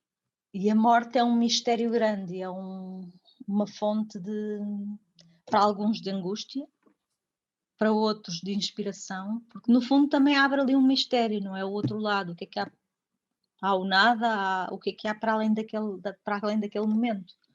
E o facto de nós nos sentirmos sempre que morre alguém, é como se nós estivéssemos sempre a ser abandonados, não é? Por uma série de pessoas que fizeram parte da nossa vida. E a morte é algo com o qual nós não sabemos muito bem lidar. Nós criamos ritos para a morte, mas a verdade é que quando nós temos que ir a um enterro ou a um velório, é uma coisa que nós não sabemos onde pôr as mãos, o que devemos dizer à pessoa, e portanto, nitidamente não sabemos lidar com aquilo. Sim. E portanto, um escritor tem aí muito, ainda, apesar de nós já virmos a morrer, nós enquanto humanos, há milénios, a verdade é que não sabemos lidar com isso. Há Ou pelo um, menos nós ocidentais não sabemos. Não sei há se um os livro outros. que foi recentemente traduzido pelo Relógio d'Água, de um filósofo coreano, o Byung-Chul Han, se estou a pronunciar bem, que é sobre isso. Acho que é Os Rostos da Morte, se a memória não falha. Fala muito nisso, fala nessa questão Não de conheço. a palavra quando se aproxima da morte parece que perde fogo, parece que fica manca, parece que somos incapazes de dizer seja o que for diante da morte. Mas podíamos dizer a mesma coisa diante do amor. Diante do amor, o que é que nós podemos dizer que o amor já não diga? Mas é assim, o amor tem muitas matizes. A morte chega ali e Sim, é definitivo. põe Ok, é põe um definitivo. ponto final na coisa. Em princípio é O definitivo. amor o amor pode renascer, pode, sei lá, reinventar-se, pode deixar de ser numa pessoa e aparecer noutra. O amor está do lado da vida, estás a ver? Por outro lado, a morte faz aquela a morte é o tempo, no fundo, para nós. Faz essa baliza. Se nós achássemos que íamos viver para sempre, não é? Como é que seríamos? Teríamos as mesmas ideias, teríamos as mesmas reações, seríamos mais ou menos reptilianos, importar-nos-íamos mais ou menos. Em que lugar poríamos o amor? Não sei. A morte faz aqui um contraponto à nossa humanidade, àquilo. Torna-nos humanos, se calhar. É o que nos torna humanos. Se nós quisermos procurar duas coisas que nos podem tornar humanos, é o amor e a morte. E se calhar é realmente por isso, como tu dizes, que são grandes temas literários. Uma das grandes opções do homem nestes últimos anos, no que à tecnologia e à ciência diz respeito, é, é no campeonato da morte, é a busca de livrar-nos da morte. É que nós estamos a querer livrar-nos da morte sem perceber o que ela significa, sem perceber a humanidade que ela nos dá, percebes? E no fundo é assim, nós devíamos estar a perceber melhor era o amor. A morte realmente, pronto, é aquele mistério, mas a morte, se não existir, não sei se nós seremos humanos sem ela. Se Então, calhar vamos ser outra coisa, vai ser uma segunda. pois, pois, sim, sim. Por exemplo, no capítulo das artes, não consigo conceber um mundo sem a morte. É ela que dá o sentimento de urgência. Sem ela, só o facto do ser humano se direcionar mais para a morte do que para o amor já é indicativo de qualquer coisa. Ou às tantas é a mesma coisa de sempre. Estamos a tentar fugir de nós próprios. E esta é a última tentativa de fugirmos de nós próprios. Tínhamos um cenário ideal para descobrirmos quem somos. Optamos pela fuga. Há duas formas de estar: é enfrentar o problema e fugir. E nós, diante do problema, fugimos. Resolvemos fugir. É hilariante. Não nos resta muita coisa a não ser rir, não é? Eu acho que já diz qualquer coisa do homem, essa descrença no amor. Eu acho que se calhar a fuga é uma coisa muito comum no mundo animal, não é? Portanto, nós se calhar não seremos muito diferentes dos outros. Em caso de stress, foges. Sim, Não sim. sei. Com a diferença que nós temos pensamento e se calhar devíamos equacionar ali uma estratégia. Temos pensamento por agora. Há Há quem diga catástrofe. que vamos deixar de ter, não é? Sim, o filósofo, o mesmo que há pouco referi, num dos seus livros, dizia que o pensamento, dentro de pouco tempo, será uma coisa do passado. Comparando o que o homem é capaz com aquilo que se chama Big Data, já não temos forma de captar o mundo. O mundo parece que vai tornar-se outra coisa. Isto é uma das formas de ver o mundo. Outra, mas com o mesmo resultado, é esta lógica de velocidade. Todas estas coisas que falámos do amor e só existem num regime mais lento. Temos que parar a O estranheza amor do. leva tempo. Sim, para que a estranheza do outro se transforme noutra coisa. Parece que não há outra forma de fugir a esta lógica da velocidade. Parece que é um habitat impróprio para o amor, este século XXI. Fugindo agora do livro, parece-me um habitat impróprio para estas coisas. Seja para o pensamento, seja para o amor. Sim, porque é tudo muito rápido, é tudo muito construído, não é? Nós temos uma imagem, claro que nós não pomos no Facebook o nosso pior look, não é? E portanto são as melhores versões de nós e das nossas ideias e das nossas vidas que vão parar lá. E portanto é tudo, aquilo não é obviamente completamente real, não é? Ou é real, mas não é tudo o que nós somos, nem representa todos os nossos dias, e é a tal complexidade do humano, não é?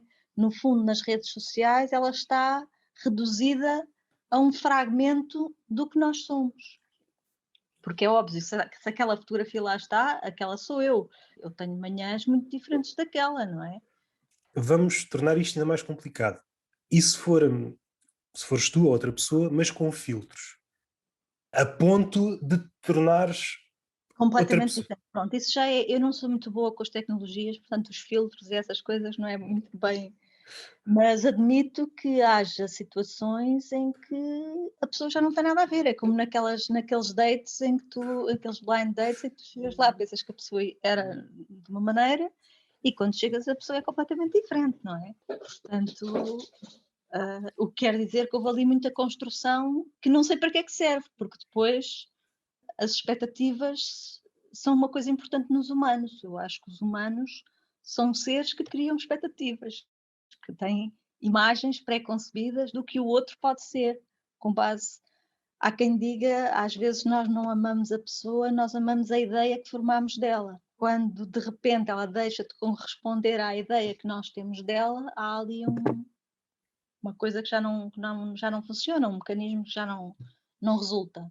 Falaste nas expectativas, podemos entrelaçar isso com o amor. Aquilo que me parece, não sei se é uma percepção demasiado. Não sei se estou a ser o especialista da minha bolha, uma expressão mais ou menos que usaste num dos teus livros. Não sei se foi assim, às tantas estou a adulterá-la. Se estou a adulterar, perdoa-me. Há esta tensão acerca das expectativas. E aquilo que as pessoas verbalizam é, há um medo da dor.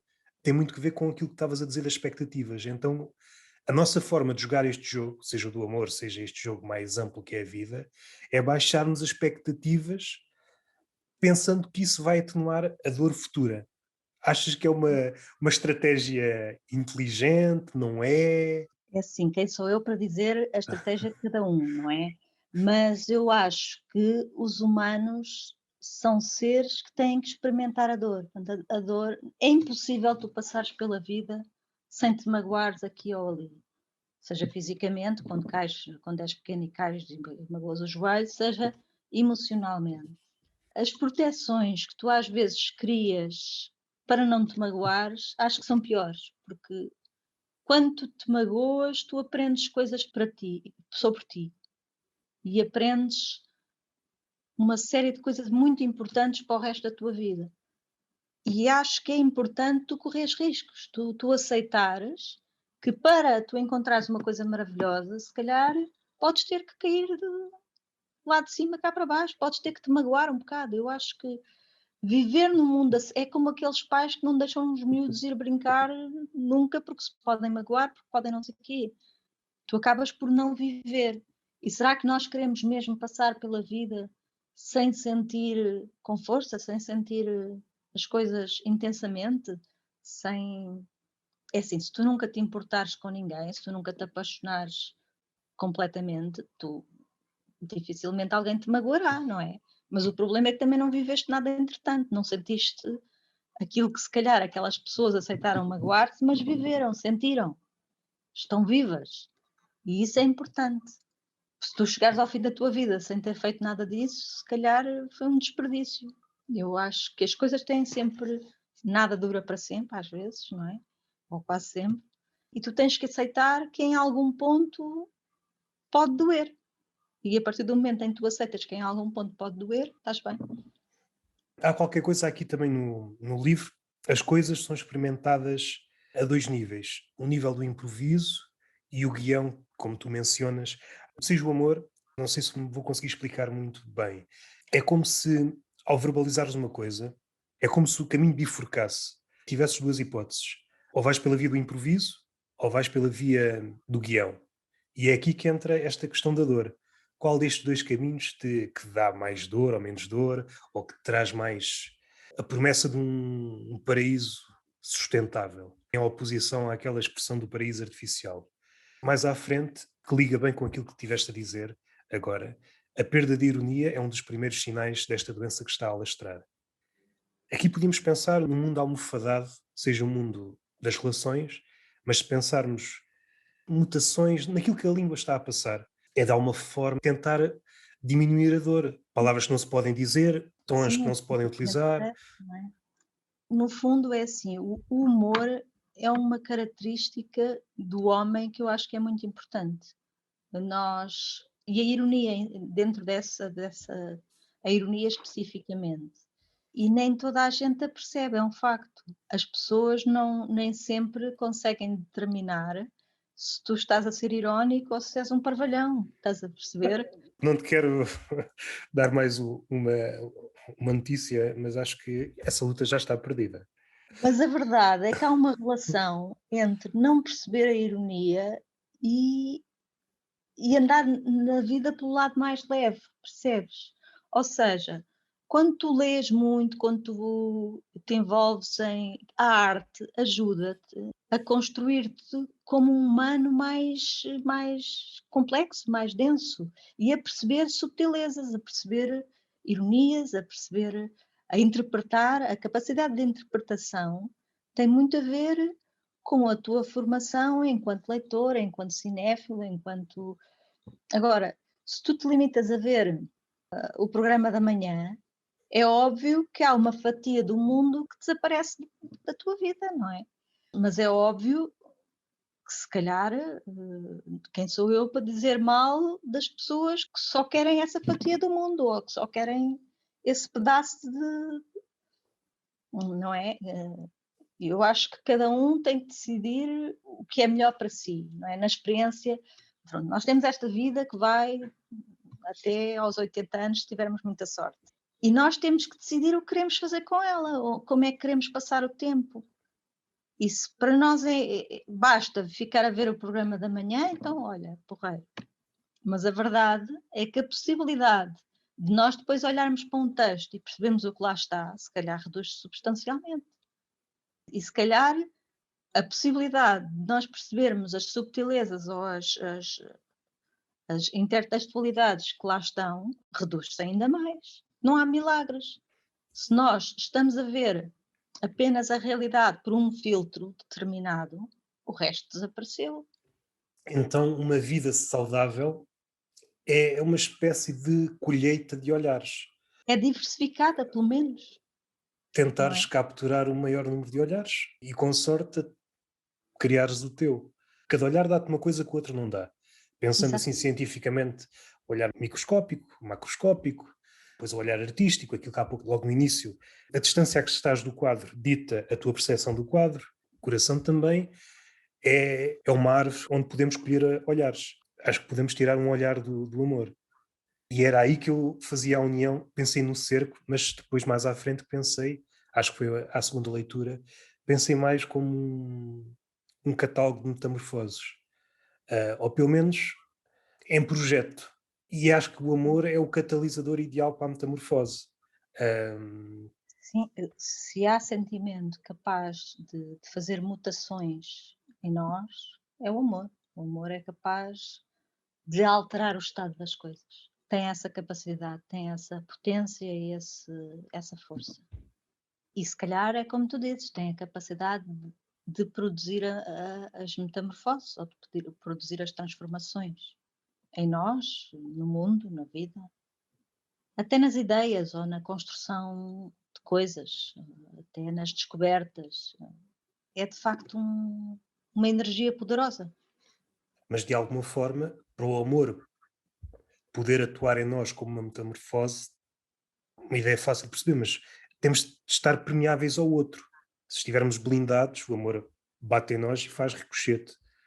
Ah, Obviamente, por isso é que tens que ser vulnerável, tens que te deixar ser vulnerável para poderes sentir. Era a tal conversa da dor que tínhamos há pouco.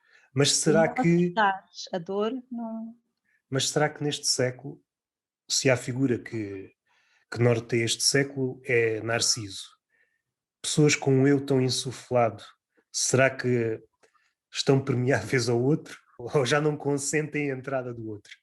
É assim, eu acho que antes do outro, elas têm que estar bem com elas. Sim, O isso. facto delas estarem a querer mostrar um eu diferente daquilo que é, já diz que ainda não estão, se calhar, preparadas para por exemplo, para aceitar o outro como ele é. Aquela ideia, por exemplo, das pessoas acharem, ele vai mudar.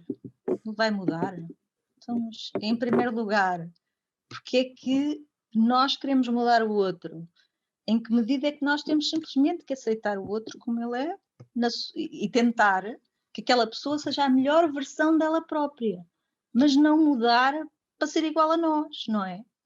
Não é? E quando tu amas, tu tens que fazer essa distinção entre proporcionar a possibilidade daquela pessoa ser a sua melhor versão quando está contigo ou quando está perto de ti, em vez de querer mudar.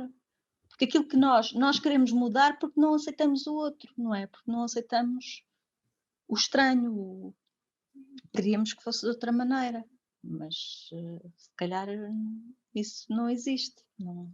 A minha dúvida é, neste mundo em que o eu está tão magnificado, e quando nos aproximamos do outro, queremos que o outro seja uma espécie de reflexo de nós próprios. Nestas condições, o amor é impossível. Nessas condições o amor é impossível. Pode haver um simulacro, um fazer de conta, um teatro. Em relação à perda de ironia, falaste mais à frente da literalidade, e a literalidade é característica de pessoas só com um olho, ou criaturas só com um olho, que perdem a visão de profundidade. São répteis do género cíclope. O cíclope, que também é uma figura muito selvagem. Há aqui qualquer coisa curiosa da questão de a visão literal transforma-nos em bárbaros. Esta questão de só termos um olhar, uma forma de olhar para as coisas, aproxima-nos da barbárie. Pois das E, duas uma, ou nós vivemos na tal bolha em que todos são iguais a nós e portanto o problema não se coloca, ou a partir do momento em que nós nos damos com alguém fora da bolha, a barbárie está à solta, não é? Mas também acho que hoje em dia, se calhar ao mesmo tempo que há essa visão do que é necessário não ser tão literal, se calhar também essa própria visão é um bocado redutora, porque nós hoje em dia temos pessoas, por exemplo, com Asperger, que são terrivelmente literais e que temos que ter inclusão em relação a elas e saber que quando dizemos uma coisa, se calhar elas tomaram aquilo à letra, ou algumas delas, pelo menos. Isso também depende do indivíduo, ou seja, nós não podemos tratar o todo.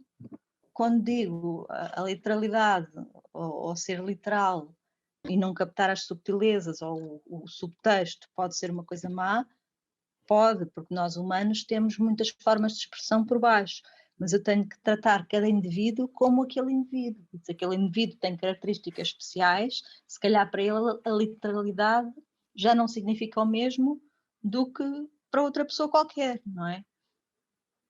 Portanto, cada caso é um caso. então acho que vou avançar um bocado, senão às tantas não. Tinha aqui uma data de coisas e só estou aqui nas primeiras. Novamente o amor, a questão da falta do amor nas prateleiras, estarmos barricados numa dor, também já falámos, assim por alto. Somos uma espécie de bárbaros sofisticados.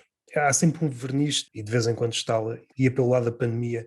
Não sei se assististe logo no início da pandemia, pessoas que estavam com os nervos à flor da pele, por norma não se podiam aproximar. E aquilo que os aproximava não era o amor, mas sim a cólera.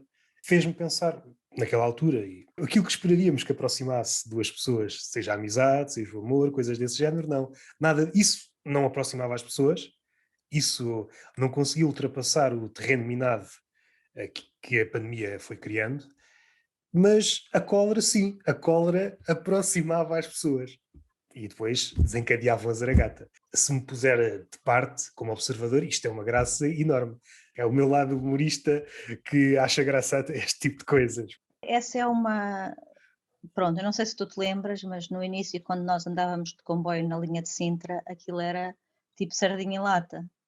E as pessoas discutiam forte e feio todos os dias nos transportes públicos, coisa que felizmente já não acontece, porque hoje as pessoas já vão confortavelmente, mais ou menos. Mas eu diria que o humano, quando é confrontado com uma situação de stress, uma das reações é estalar a discussão, não é? Pois,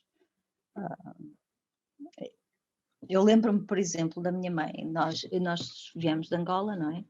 E eu lembro-me que quando a coisa lá já estava assim muito má, e de vez em quando havia uns tiroteios, e então as pessoas, por exemplo, iam para a fila do pão e havia quem pusesse lá umas pedrinhas a marcar e depois fosse.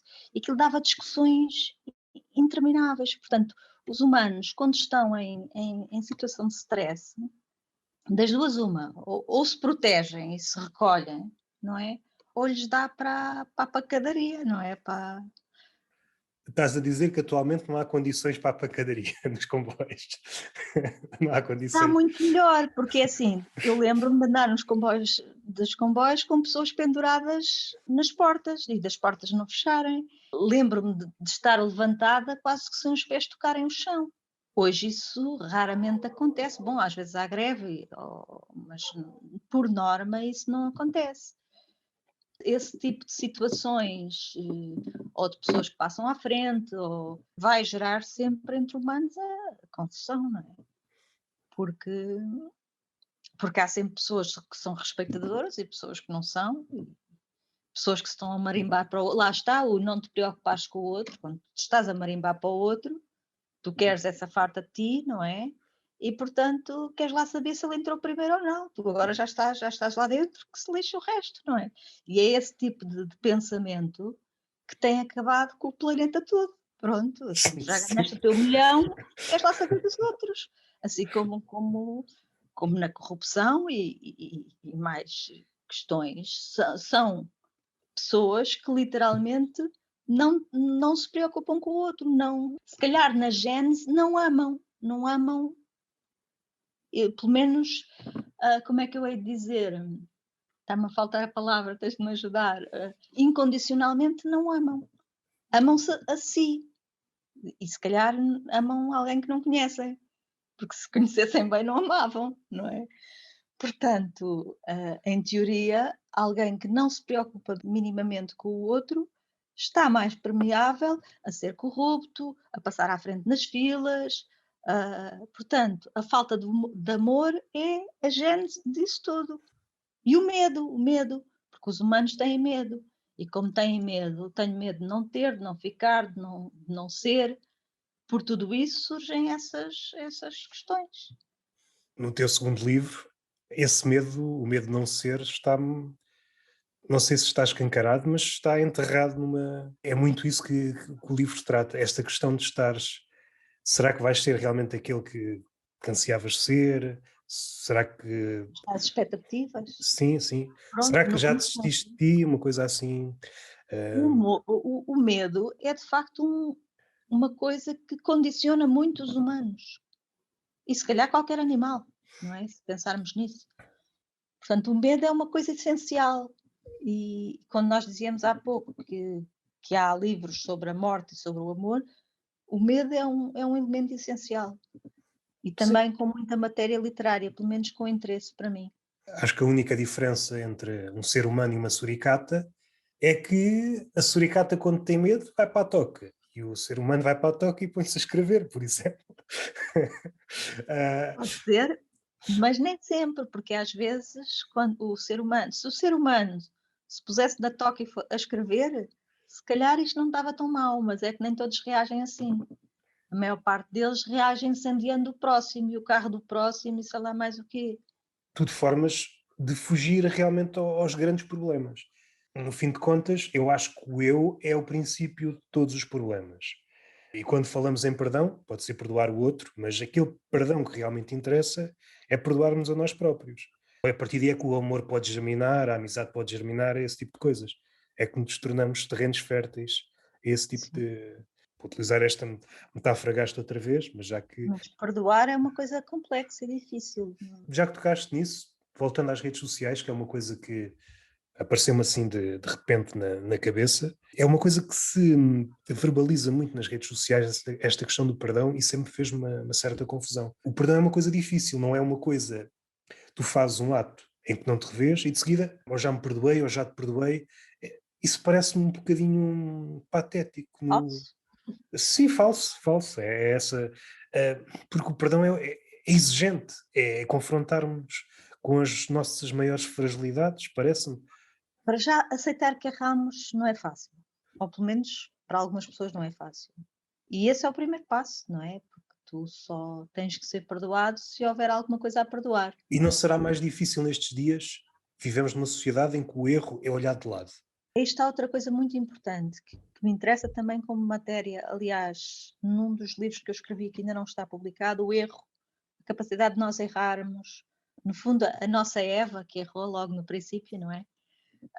O erro já é uma coisa que vem, sei lá, de há milénios. da aceitação do erro. O que é que o erro significa na nossa civilização toda? Mas foi esse erro, usando as tuas palavras, que deu origem ao sexo e à morte.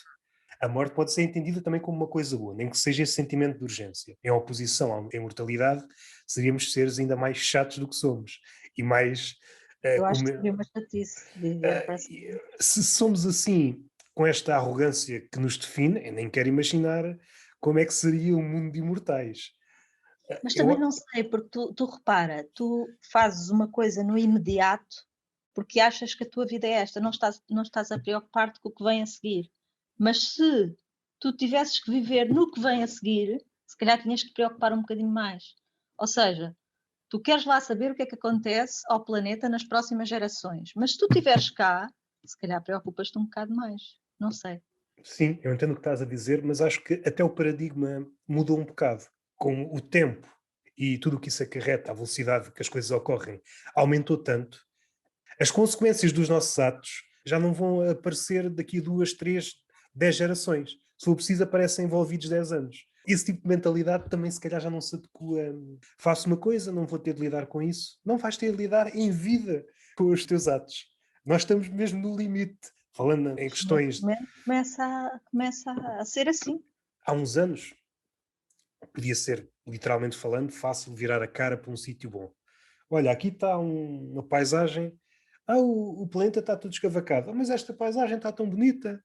Aqui Agora, onde eu estou está bem, não é? sim, agora fica difícil. Agora é. Agora começa a ficar difícil. Ou tornamos-nos todos miúpes, criamos uma imagem que não. Mas nem sequer podemos ficar miúpes porque aleatoriamente as coisas vão, o planeta vai nos abanando, não é?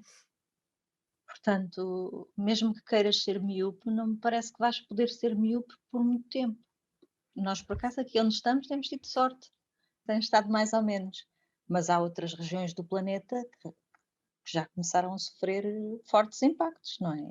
E se calhar os que menos causaram o problema, não é? Se calhar estamos a assistir, mas daqui a uns anos, refugiados climáticos, coisas novas que se calhar ainda não foram postas em palavras, devido a tudo o que fomos fazendo nos últimos 50 anos, 100 anos. Olhando para o mundo, e olhando agora para o mundo nos últimos anos, e sobretudo nos anos da pandemia, inicialmente houve, pelo menos por parte de algumas pessoas, a ideia de que agora é que vamos mudar, e mudar no sentido, de vamos pensar a economia de outra forma para proteger o planeta, até se viu animais onde eles não eram normalmente avistados, isto já está tudo bom. De repente o mundo volta outra vez, já não arranca em primeira, arranca logo em quinta, e parece que Eu acho que nós somos demasiados. somos demasiados. Sim. Somos demasiados. E, portanto, por esta gente toda de acordo, não sei se algum dia vai ser possível. Então estás a sugerir uma ditadura. Não, Fez-me lembrar, desculpa esta intromissão, a Manuela Ferreira Leite, quando estava no governo, epá, não me compares isto com a Manuela Ferreira Leite, por amor mas de Deus. ela saiu-se com qualquer coisa do género. Isto uma ditadura durante uns meses, que é para isto dialogar, e depois volta-se Mas, à mas, democracia. mas é assim, as ditaduras são coisas horrorosas, certo? E ninguém quer viver numa, eu certamente não quero. Mas a verdade é que, democraticamente, nós podemos conseguir alguns consensos. Mas a verdade é que até agora não conseguimos, certo? Não acho que seja preciso uma ditadura, mas é preciso que as pessoas que estão ao leme das democracias tenham empenho e tenham consensos. A partir do momento em que nós temos dos maiores países que existem, tipo Estados Unidos, e a furar acordos, não é possível, não é? Portanto, das duas, uma, ou as pessoas que estão ao leme dos países são pessoas responsáveis, não é preciso que sejam.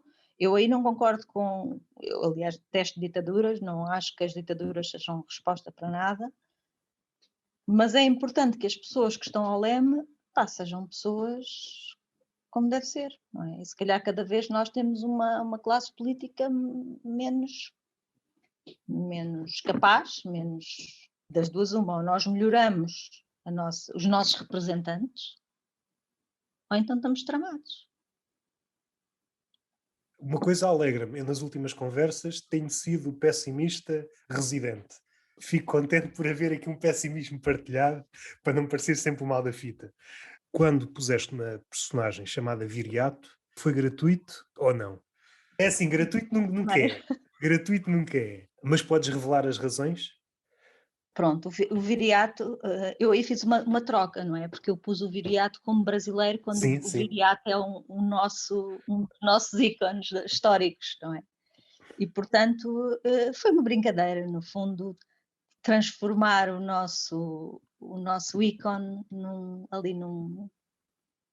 em alguém brasileiro, achei piada. É um ardil que os escritores usam para confundir o leitor. Se não às tantas era demasiado direto. Se pusesses Viriato, oriundo, sei lá, de Vila Nova de Gaia, por acaso não sei de onde é que ele nasceu. Também não sei. Também naquela altura tinham outros nomes. Mas também teria o seu interesse. É engraçado nós partirmos de uma personagem histórica que não foi o caso. Pronto, eu parti do nome só e fiz essa brincadeira de troca, não é?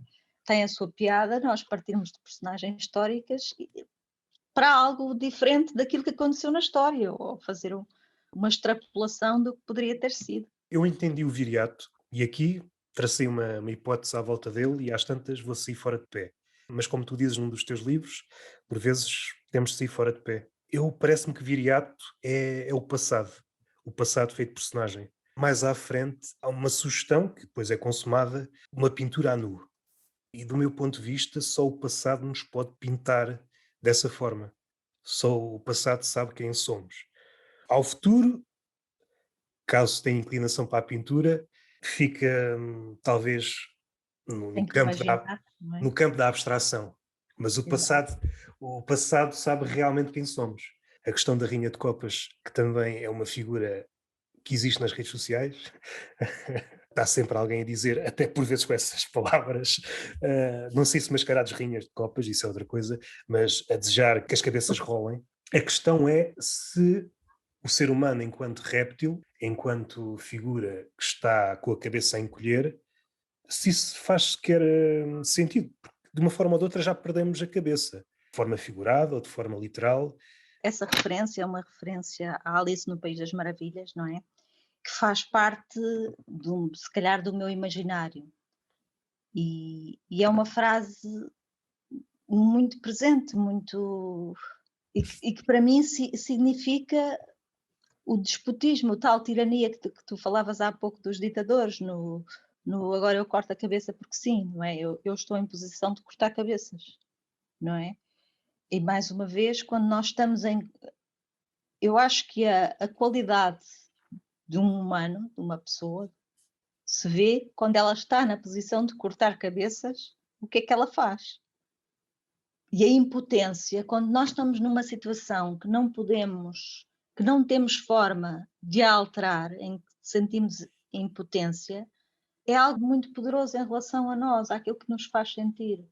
A par do medo, a impotência é outra coisa, é outra característica humana que me interessa tratar, que me interessa literariamente andar e pesquisar e encontrar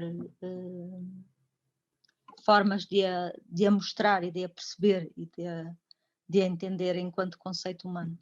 E se calhar esse pedacinho é um bocadinho à volta disso.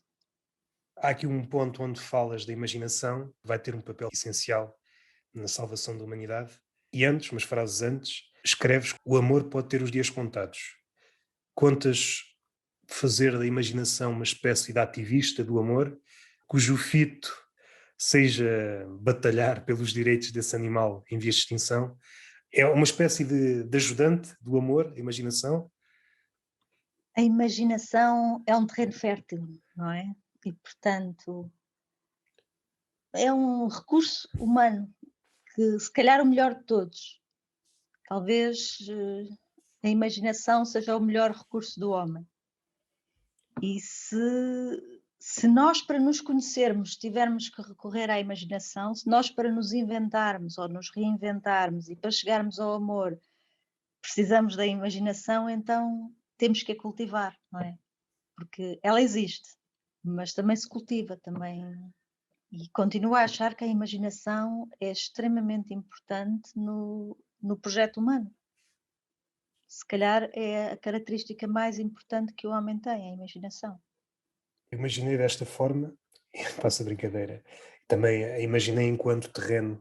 Se o mundo é um terreno hostil para que o amor prospere, não é que a imaginação seja um último reduto, mas há esta forma de salvar o amor, que é imaginar um sítio onde o amor pelo menos se conserve, para que numa altura mais propícia o pudéssemos Ir a resgatar. resgatar.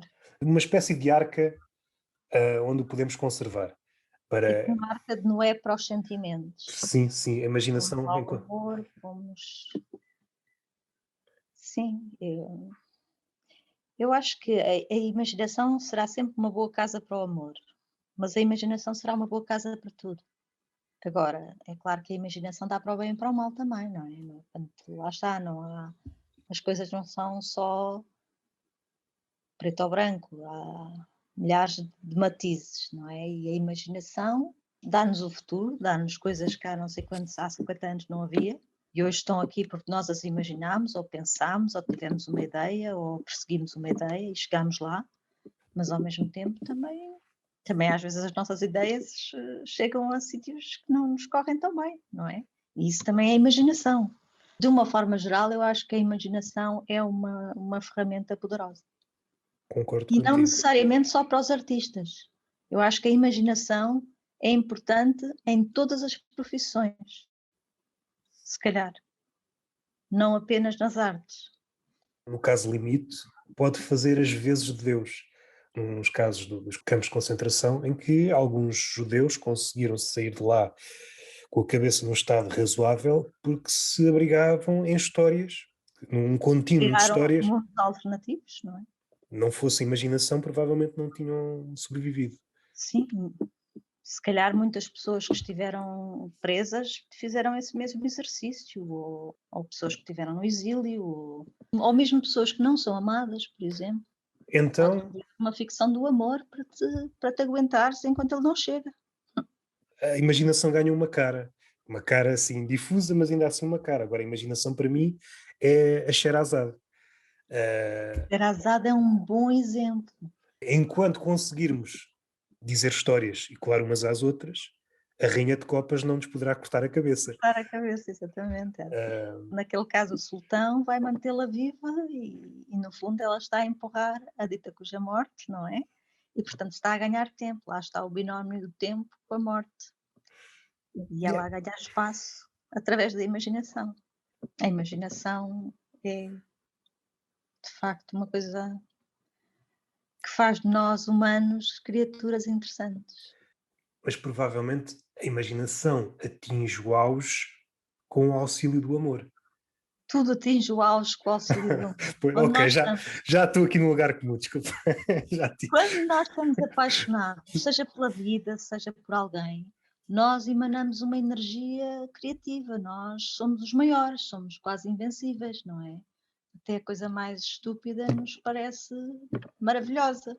E as coisas que nos correm mal não são tão trágicas, não é? Porque nós temos algo que está acima disso.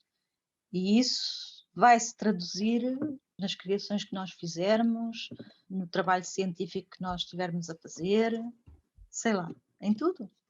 Mais valia em qualquer caso. Pensar até numa paixão, digamos, mais rasteira. Sei lá, um livro qualquer que nos inculcou uma certa paixão. Mas também pode ser essa paixão, e claro, vêm todas da mesma família. Mas uma paixão por um livro será sempre uma boa paixão, repare. Sim, sim, mas às Aquelas que tantas. não morde, não, pelo menos não morde muito. Pois, mas às tantas não é bem a paixão maiúscula, porque a paixão do livro parece-me uma paixão mais mansa. Mas voltando ao que interessa, se não às tantas, perdemos neste labirinto de partes. Paixão, eu creio que nos dá o olhar, é fácil perceber, pelo menos no meu caso, quando um livro me apaixona, eu posso sair para a rua do costume e aquela rua já não é a mesma. Eu consigo ver outras coisas que de outra forma não conseguia ver. E estar a afastar o homem, ou o homem afastar-se por conta própria, seja da imaginação, seja da paixão, seja do amor, é caminhar para a cegueira. Por vezes quer fugir aos riscos da dor, mas a consequência é a cegueira. Se formos rumo, quer à paixão, quer estas coisas todas que estivemos a falar, ganhamos o olhar que realmente interessa. Talvez. Voltando ao livro, é um festival de à parte, desculpa lá. É um festival, é um carnaval de à partes e apontamentos e achegas que nos tiram do que interessa. Espero que me perdoes. Está-se a Eh, contar. Li este livro com os olhos do outro. Pareceu-me que cada fragmento é uma espécie de quadro pintado por este viriato, que aos meus olhos parecia o passado. E depois tu escreves, a ansiedade faz rodar a realidade e dançar os quadros na parede. Dois problemas que nos dizem muito nestes últimos anos, a ansiedade e a depressão. E eu pensei na ansiedade enquanto mecenas nervoso de viriato do passado, e a depressão, que nunca aparece, pelo menos segundo o meu olhar miúpe, enquanto musa de viriato. É uma musa assim um bocado já castigada, uma musa afónica que já não... Uma musa que não está contemplada nas musas canónicas. É o que há. Pensando em cada fragmento do livro como um quadro pintado por este viriato, o que é que amadurece na obra deste artista? Como ela lhe pergunta, ela chega a um ponto em que lhe pergunta, que ele depois responde, o Gabriel, que ele nunca amou, não é? Portanto, aquele pintor não é permeável ao sentimento, mesmo quando não havia doença. E, portanto, todos os quadros que ele possa pintar são imbuídos desse não sentimento ou dessa ausência. E, portanto, são quadros de ausência. A ausência é outro tema que me interessa tratar na literatura. Também foi essa a ideia que fiquei. Depois terminas com ganho e perco o amor. Que no fundo estás a resumir um pouco, quanto a mim, a trajetória do amor no livro. Há pontos E a altos, pontos baixos. trajetória do amor na vida, porque todos Sim. nós, enquanto pessoas, vamos perder e ganhá-lo. Perder o amor, ganhar o amor. No fim de contas, descreveu-se uma órbita do amor e às tantas levou-me. Será que o amor foi o primeiro Sísifo? Esta questão de. O amor tem muito de quixotesco e de sisífico. Uh, Sim, estás sempre a empurrar a bolinha e a tentar chegar lá e depois volta tudo de novo, não é? o amor dá-nos uma luz diferente, em princípio, do inferno. É uma das diferenças, é isso que nos faz continuar e não fazer da vida uma maldição. Eu acho que a vida é experiência. Quando tu te entregas à experiência, mesmo quando corre mal, corre bem, porque depende daquilo que tu queres retirar. Se tu estás numa de experimentar a vida, então a vida vai-te dando conteúdos, vai-te, vai-te alimentando, não é? Se tu te fechas, então nada disso acontece. E o amor é um desinibidor, não é? Permite-te apreciar a vida com outra energia, com outra confiança, com outra generosidade até, porque quando tu amas, tu és muito mais generoso, se calhar. No limite, o amor transforma o que era antes cada falso, agora formulei mal a frase, mas o que outrora era cada falso transforma em uma espécie de bebedouro, transforma. O amor tem esse poder transformador, como disseste logo no início. Já estamos aqui há algum tempo Foi um prazer. e às tantas estou-te a amassar demasiado e gostei muito da conversa. Gostei muito da Também conversa. eu, foi ótimo falar contigo e fizeste leituras que eu não tinha feito e que é sempre bom ouvir o que alguém que leu, qual foi as impressões que tirou, as ilações, no fundo, que história criou a partir da história, não é? Isso é sempre muito, muito gratificante ouvir e eu agradeço-te muito a leitura atenta que tu fizeste e foi um prazer estar à conversa contigo.